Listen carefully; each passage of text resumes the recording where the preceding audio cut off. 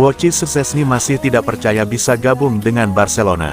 Seperti yang sudah diketahui, Szczęsny sebenarnya sudah gantung sepatu di musim panas kemarin. Ia memutuskan pensiun setelah kontraknya diputus oleh Juventus. Namun 3 bulan berselang, Szczęsny memutuskan kembali dari pensiun. Ia menerima pinangan Barcelona untuk menjadi kiper mereka pasca Marc-Andre ter Stegen mengalami cedera parah. Szczęsny mengaku bahwa hingga saat ini ia masih tidak percaya bisa menjadi pemain Barcelona. Segalanya terasa tidak nyata bagi sang kiper.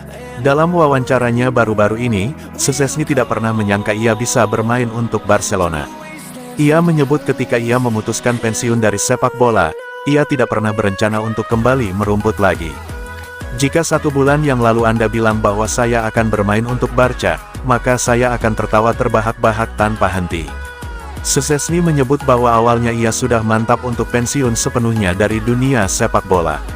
Namun ia mengakui kesempatan untuk membela Barcelona adalah kesempatan yang tidak boleh disia-siakan.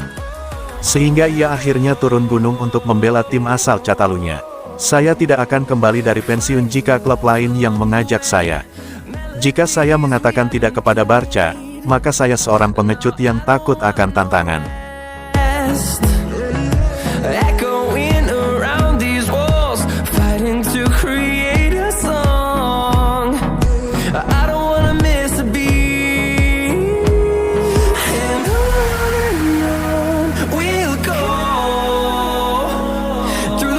Rafinha bocorkan alasan dipilih jadi kapten Barcelona.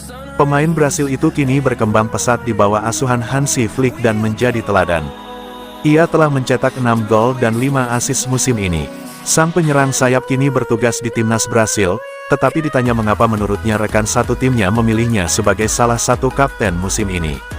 Menurut saya, kepemimpinan itu sebenarnya tidak tampak bagi mereka yang berada di luar dan tidak mengikutinya secara internal. Namun, mereka yang berada di ruang ganti, yang hidup bersama tim setiap hari, tahu siapa sebenarnya pemimpin itu. Menurut saya, di ruang ganti, para pemain akhirnya secara tidak sadar melihat siapa yang sedikit lebih memimpin daripada yang lain.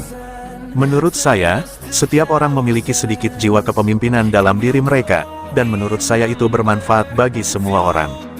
Fakta bahwa saya dipilih sebagai kapten di Barcelona juga sedikit banyak berasal dari cara saya, yaitu selalu berusaha bergaul dengan semua orang, baik yang muda maupun yang tua, berusaha membantu mereka yang datang ke klub, baik mereka yang masih muda dari tim junior maupun dari tempat lain, berusaha membantu mereka beradaptasi secepat mungkin. Karena selama karir saya selalu mengalami banyak perubahan klub, jadi saya selalu tahu betapa pentingnya diterima dengan baik di suatu tempat. Ini bukan tentang diperlakukan dengan cara khusus, tetapi diperlakukan dengan baik dan merasa nyaman untuk dapat melakukan pekerjaan Anda, kata Rafinha kepada Globo.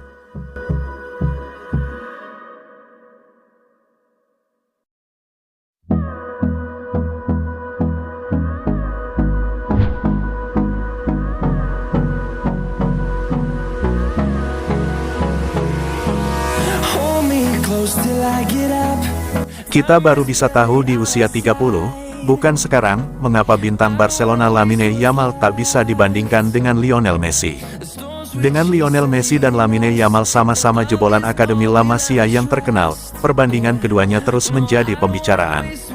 Diskusi seperti itu akan terasa mengada-ada bagi sebagian besar orang, tetapi Yamal telah menunjukkan dirinya sebagai prospek terpanas. Dia telah menulis ulang buku sejarah sejak membuat terobosan di tim senior pada usia 15 tahun, dan telah menjadi pemain yang terbukti dengan gelar La Liga dan penghargaan kejuaraan Eropa atas namanya. Penghargaan yang lebih bergengsi diharapkan akan menghampirinya, tetapi masih terlalu dini untuk membandingkannya dengan Messi. Itu adalah pendapat yang dilontarkan oleh mantan pemain dan direktur Barca Jordi Cruyff, dengan pria asal Belanda tersebut mengatakan kepada Radio Marca tentang Yamal.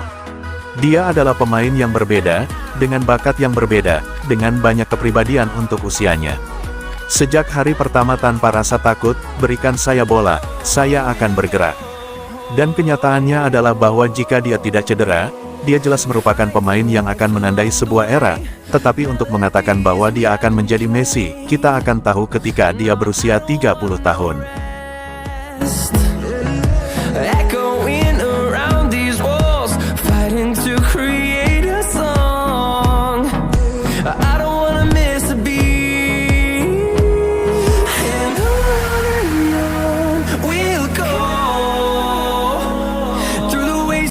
Barcelona jadi favorit untuk mendatangkan Jonathan Tah.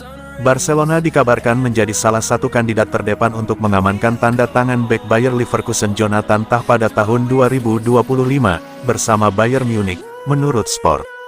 Bek tengah asal Jerman itu menjadi incaran Departemen Olahraga Barcelona karena mereka ingin memperkuat pertahanan mereka untuk musim depan. Tampaknya Blaugrana siap untuk bergabung dalam perlombaan mendapatkan tanda tangannya saat kontraknya berakhir.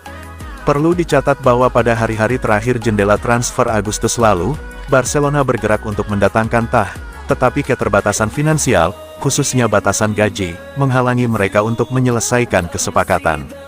Namun, pemain tersebut telah menyebutkan bahwa ia telah memutuskan untuk tidak memperbarui kontraknya dengan Leverkusen, yang berarti ia akan tersedia dengan status bebas transfer di akhir musim. Meskipun sudah pasti bahwa tak akan meninggalkan Leverkusen setelah kontraknya habis, tujuan berikutnya masih belum jelas. Bayern Munich dan Barca dianggap sebagai pesaing utama untuk mendapatkan jasanya, meskipun beberapa klub Liga Primer juga telah menyatakan minatnya kepada bek tersebut.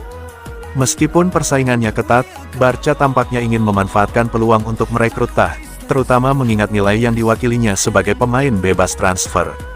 Kedatangan Tah di Barcelona berpotensi menyebabkan keluarnya satu atau beberapa bek klub saat ini. Langkah seperti ini dapat mendatangkan biaya transfer yang signifikan bagi para pemain tersebut saat klub tersebut membentuk kembali skuadnya untuk masa depan. Barca sudah sangat menyadari niat Tah melalui agennya, Pini Zahavi, yang telah terlibat dalam negosiasi dengan klub tersebut di masa lalu.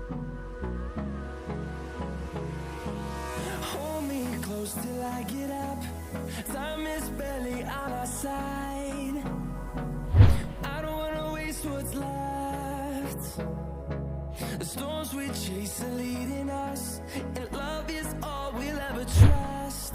Yeah, no, I don't wanna waste what's left.